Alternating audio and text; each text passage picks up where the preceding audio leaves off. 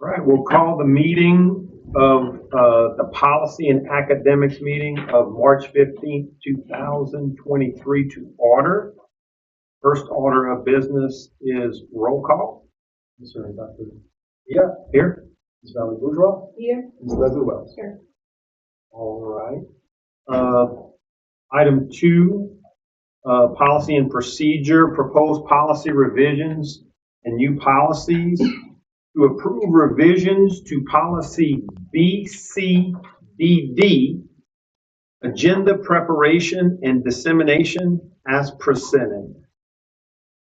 A note, the document that will be viewed as in blue or blue underline is the additions, red strikeouts are the deletions, green underline is content moved from one area of the policy to another, and green strikeouts are content moved from one area of the policy to another and removed or removed. Right. So what we'll look to do is we'll scroll the document from the beginning, and we'll allow time for approximate time for each section to be read. So we'll give some time for that.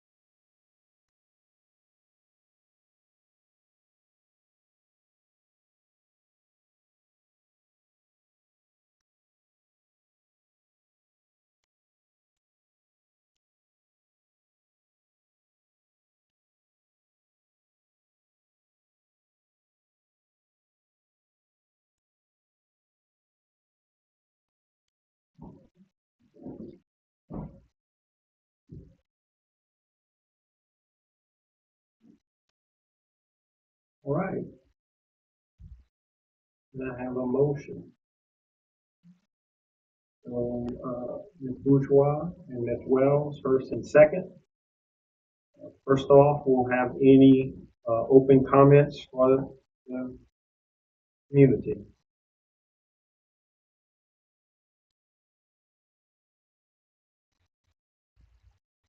So the gist of this is to establish the executive ad hoc to review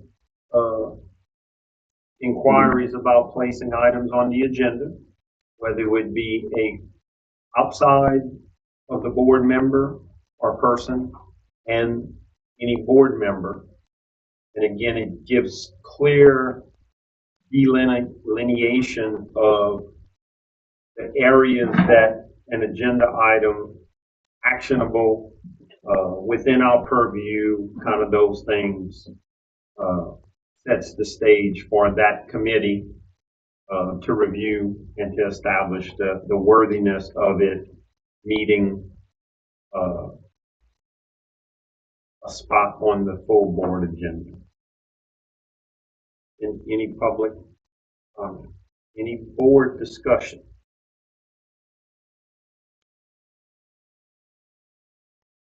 It's silent. I just like that it's Somebody very, crack a joke. No. it's just clear, Thank you. very decisive. I really like the way that when you get a topic, there's criteria it has to meet before you put it on that business, and it's real clear and concise. Right. Mary? And I like it that both the board and the public have the same guidelines.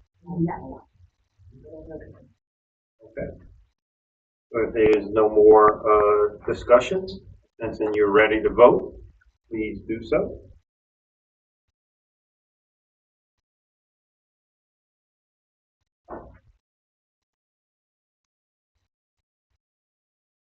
And the motion carries. Item 3, supervisory staff updates. We'll do curriculum accountability. Ms. Kelly? Hi, good evening, everybody. So testing is in full swing. A couple of weeks ago, we started testing our ELL population with ELPT, and our students with exceptionalities who qualify. We're administering Leap Connect to those students, and that testing window closes on March the 24th. This week, we tested all of our high school juniors along with a couple of seniors. On Tuesday, we gave them the ACT. Makeups will be next week. And then we are gearing up for LEAP 2025, which happens in a few short weeks.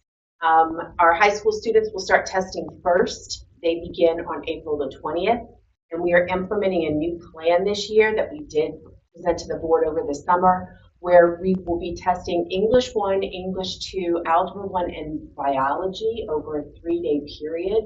And all students who are taking those tests will attend school as normal. All other students will be working virtually from home.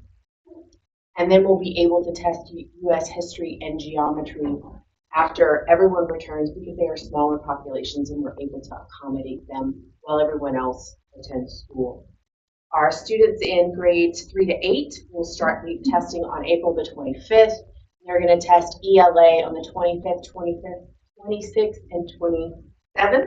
And then the following week, we'll test science and social studies. That'll be May 2nd, 3rd, and 4th. Makeup testing extends through the end of the school year, because we definitely want to make sure that we give opportunities to test 100% of our students as we are required to by the state. This year, we were lucky enough to be chosen by the LDOE to participate in science field testing for our middle school students and a new research test for our 3rd grade students in social studies. So those are, of course, mandatory. Not all students will participate. It's only selected schools and selected students. I'm also working under the umbrella of accountability with data certification. We are currently verifying cohort graduation data, and that window closes on Friday. And then, of course, there will be a few more opportunities for us to verify data in terms of LEAP data, ACT, and whatnot throughout the summer, which then results in our school performance score that will be released in school performance scores and the district performance score that will be released in the fall. I'm also preparing for the 2023 Summer Academy. So we're going through the planning process. We're really excited this year. We will begin on June the 5th, and that goes through June the 29th. It again will be offered Monday through Thursday from 8:30 to 2:30. Bus transportation is provided. Students can eat lunch. And this is all for students who are entering kindergarten through 8th grade beginning in the fall of 2023. Registration is now open. You can find it on our website, you can find it on Facebook, and we have sent out paper copies for those families who have some technology difficulties with report cards, and so you can start filling out those registration forms and send it back to school, and we will get everyone registered. The sites this year will be Thibodeau Elementary for K-2, W.S. LaFog for grades 3 and 4, Thibodeau High for 5th through 8th grade. We're going to be in Bayou Blue this year, so we'll be Bayou Blue Upper for K-4, Bayou Blue Middle for 5 to 8, Lockport Lower for K to 4, Lockport Middle for 5 to 8.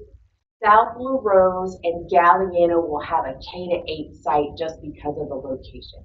And so we have some great activities planned. We're going to be adding to what we already have that we've been having for the last 3 years. We're going to be adding in some field trips, some hands-on science activities, and we are going to work on creating a reading intensive program for those students who were unsuccessful during the school year in 3rd and 4th grade in reading, as we are being asked to do by the state. And finally, I'm working with some all our district staff on some leadership programs. So we are in the middle of our Aspiring Leader book study program, which we have 2 more sessions left. And we are working on a pilot for aspiring principals. So we have our first cohort. It's a very small cohort. Had our first session last month, and we'll have our second session next week. Good. Thank you, Ms. Kelly, for your update. And next is special education, Ms. Daphne. Hi, good evening.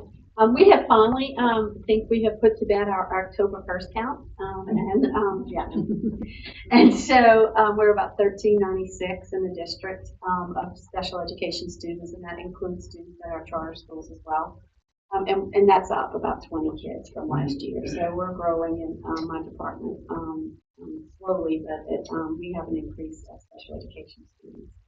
And then we are working on finalizing the February 1st count, which has gotten a lot easier since the ESER has actually started reporting, so we can actually see how many children we have in the district by disability. So that's all finally settling a little bit. Then I've been working on staffing, so that starts next week, and we'll start to see exactly how many teachers and paras we'll need throughout the district, and I'm projecting that we're going to really stay probably about the same, but it'll shift a little bit based off the students' needs, because elementary going to middle, middle going to high, making a big shift. So it happens every so often. So that's what we're working on there. I met with my team today, and I have certain priorities that I have to follow with the State Department.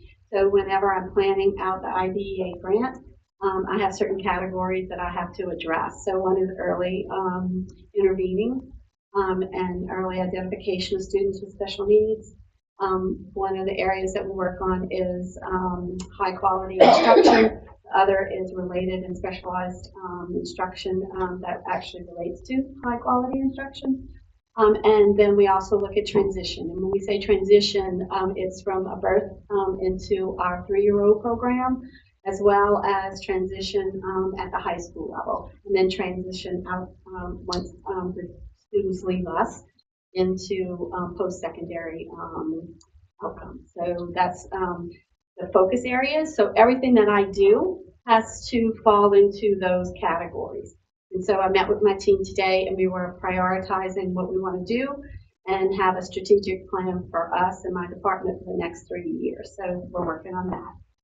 And then we're getting ready for summer school as well, and extended school year, as well as working on testing and trying to get making sure everything and every student's accommodations are in place, and 2 days left to make sure that those IEPs and accommodations are all matching for statewide testing as well. And that's the update of special ed, and it's been pretty busy. Thank you, Ms. Daphne. All right, with nothing else, we are adjourned.